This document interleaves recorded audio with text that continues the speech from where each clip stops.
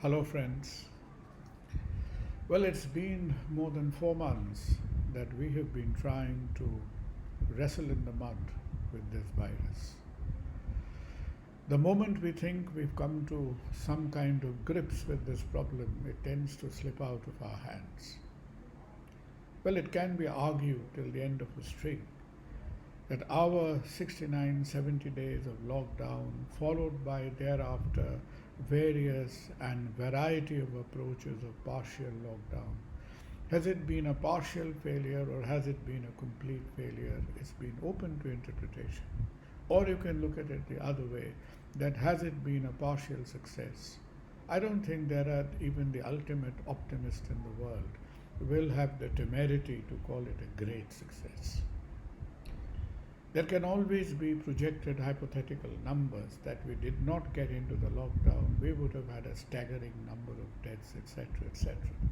But we have to remember that the principal theory of lockdown, as was initially proposed by Neil Ferguson in the early March from Imperial College in England, that itself was based on abysmally high projections which were never fulfilled. In terms of United Kingdom, he had projected that there would be about 5 lakh deaths. Ultimately, there were around 25,000, 30,000. So nobody regrets the fact that less people have died. But you may have some regrets depending upon the extent to which we have paralyzed the economy. You may have some regrets upon the chronic effects of an economic recession through which various economies, including ours, are going through.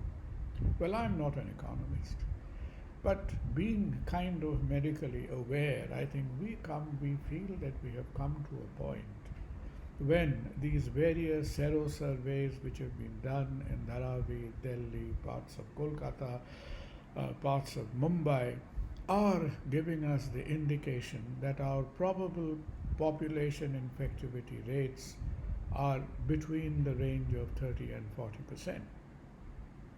And that is both bad news and good news. It is bad news because that many people have been exposed to the infection, and it is good news because it makes us pretty near or having been achieved the target for herd immunity. Herd immunity, as all of you will be knowing, is like population immunity, because in a population group, if you say have 100 people, then 100 people are not really vulnerable to this infection. Probably half of them will be and half of them won't be. And this is again being very well shown in the recent work of Professor Frishton from University College London.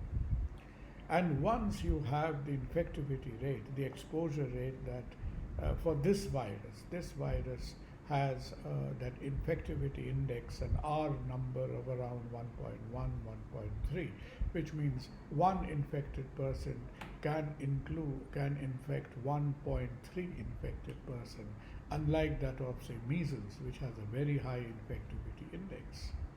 So keeping that infectivity index in mind, we may say that a figure of somewhere around 30 to 40% would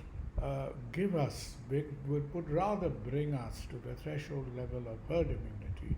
And with the combination of herd immunity and the fact that so many people have already been exposed to the infection, I think that now is the time for us to have a planned approach to the reopening and the restitution of normality in life and living. In most European countries, whether we consider Italy, France, Spain, UK, UK might take exception to the fact if you call them European, whatever. It has been like a 3.5 month cycle. In India, because of its bad planning, because of its large size, because of its disjointed approach to the issue, we have managed to elasticate the Indian agony to almost 6 months, and it has a possibility in some parts of India to stretch beyond 6 months. And 6 months of economic paresis, where the life and living of people their movement, their jobs, their education has been absolutely thrown for a toss. And every time we've seen that in lockdown, central lockdown, state lockdown, imposing the lockdown through law and order mechanisms has never been a problem. Most people have been fairly compliant. The problem has been the unlockdown. How we draw up a roadmap, a blueprint for restitution of normality, is that the first question? And I think at this stage, when we are almost attaining the herd immunity requirements, that we just cannot throw the barn door open for 135 million people to be dancing out into the sunshine all over again, but we need overall guidance from the central government, from the ICMR, from whoever it is, and there will be specific detailed planning at the state level by the state governments. It's almost been a parody of errors that in the last month or so we have seen 30 states come up with 32 different plans of pandemic management. We've not seen the afternoon meetings from the central government. Mr. Lab Agarwal and his species have been absolutely prominent by their absence. ICMR is as frequent as a Halley's Comet. And in that sense, like in Bengal, we've had, I think, 8 times or 9 times, the partial lockdown dates have been played around with. And now everybody is so blissfully confused that, you have a set of lockdown dates in your mind which may be different from my lockdown dates. And at the end of the day, I don't think we are trying to control the virus, but probably we are trying to confuse the virus. But sarcasm apart, the important thing is that the people, the country now needs a defined blueprint and guideline and say, fair enough is enough. We've had 25 lakh cases. We've had 48,000, 47,000 people who've succumbed to this crisis. But now we need the survivors to return to normality. And let us pray, plead, lobby to the government that we expect an intelligent, a cogent, central guidelines with the states doing the detailed planning. India cannot exist in a federal crisis anymore. There is total paralysis of interconnectivity of states. States have been closing down borders. Migrants have been created in their own country. So this federal confusion and chaos has now got to give way to some kind of a planning whereby we owe it to the people to hold their hands, to guide them to resumption of life and living. 28,000 people die in India every day. I think the number is somewhere, based on the last census, 26,000 to 28,000, of which the average daily mortality from corona may have been around 700 to 800 over this 4-month period. But it actually will be much less. And out of the normal mortality of 28,000, more than 1,000 die from road traffic accidents, more than 5,000 die of heart attacks, more than 1,000 die of tuberculosis. There are many people who in this time would be terribly sick from respiratory and gastroenterological problems, and most of the incidence of the usual causes of death has been much diminished. Road traffic accidents have been much less in this period. We believe that the myocardial problems could also be less. The problems of acute gastroenterological infections and respiratory problems because of face masks and hand hygiene has been much less. So we may actually be faced with a statistical paradox that when after 7 or 8 months you look at this period of 6 months of the corona crisis, the net mortality of India could have been less rather than more. I don't have the final answer because that audit needs to be done. But at the moment, if you take the Swedish approach of what is called incremental mortality, it is very hard to see that how the average mortality of 500, 600 per day could actually cause an incremental mortality up over and above the figure of 27,000, 28,000 per day. Each life is precious. We are not shifting goalposts, but we are trying to identify priorities, because the priority at this stage is that the people and their families want to stay alive. Whether you die of a virus or whether you die of a starvation is a secondary problem.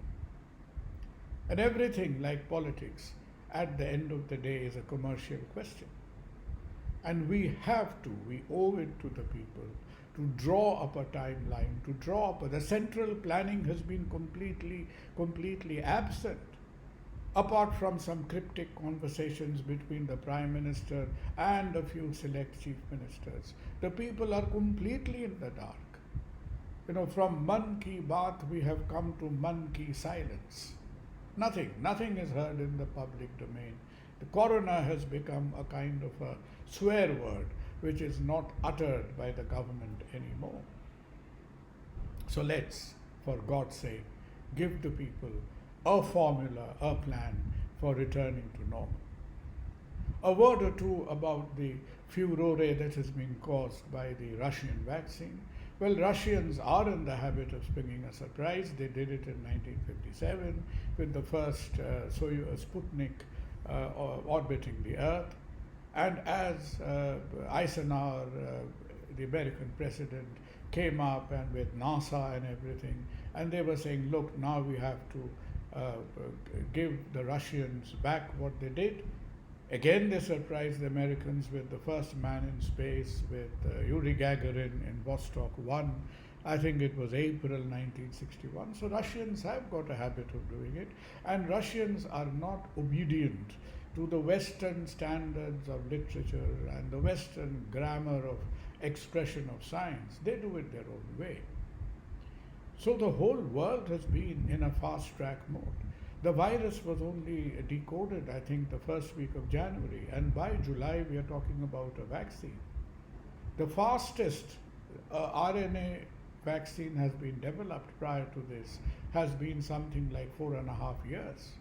So yes, the whole world has been on a fast track.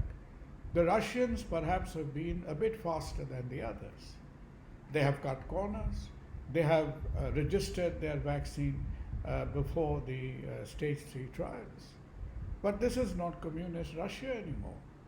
This is Tsarist Russia.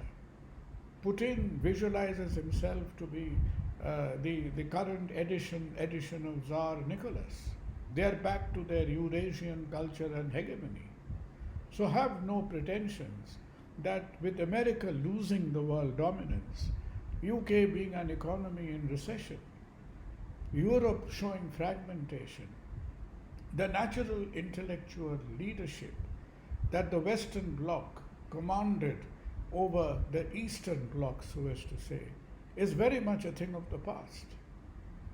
And I am no supporter of this sort of rushed job that Russia is doing. But all I want to say, that the grammar that the Western Bloc has laid down for us, the 3-phase trials, the thousands of patients, etc., it sounds very scientific, it sounds very systematic, but behind this science and behind this system is also the dark presence of what is called Big Pharma. And we have seen the Big Pharma play out in front of our eyes when so many times we've had the HCQ debate over the corona crisis over and over again. We've seen it in medicine. We've seen it in cardiac sciences, that so many dubious devices have been given acceptance and certificates to be put into use when their entire methodology was very suspect. So friends, yes, Russia has been very rushed. They've been absolutely at a rocket speed. Their results should be scrutinized. But the world, I don't think, is completely skeptical of what they have done. Because who, after spewing venom for the first day, has started back channel communications? India is amongst other countries who, after shrugging their shoulders, have also queued up to get a share of the manufacturing, to get a hand in the pie as far as phase 3 trials are concerned.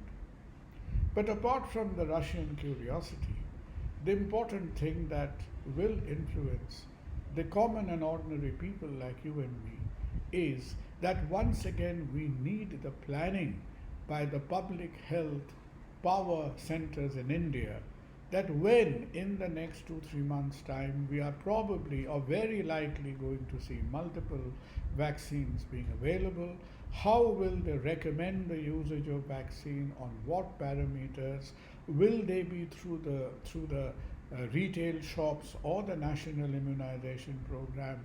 All these things need to be sorted out now. We have been sick to the teeth with the chaos and pandemonium that we saw in every state with providing the healthcare facilities for COVID. Every state without exception, after 69 days of lockdown, were running around like headless chicken in terms of making the hospital beds available, the critical care beds available, the ventilators available. We do not want a repetition of that same farce again. And lastly, supposing a vaccine with all its credible certificates were made available to us next Monday, it still would not change a lot of things for almost the next year to come. Because how effective the vaccine is remains to be seen. Vaccines are usually not effective for more than 60-65%. How widely available the vaccine is, in what quantity is it being manufactured, what kind of time will it take to vaccinate a country of 1.3 billion people are all the variables that will play. So, for the forthcoming future, we will have to depend on our common sense, on our precautions of masks and hand hygiene and distancing, and we will be protected by herd immunity, probably far more than the effects of vaccination within the next 6 months. It will not be a switch on and switch off job. Some things will change and some things will have changed for good. And we will have to have that level of acceptance and resolve to accept it. And once again, I want to sign off by saying that it is a plea to the policymakers that please lay down a blueprint in front of the country whereby a more than a billion of struggling mass of humanity can return to normality. The sooner, the better. Thank you.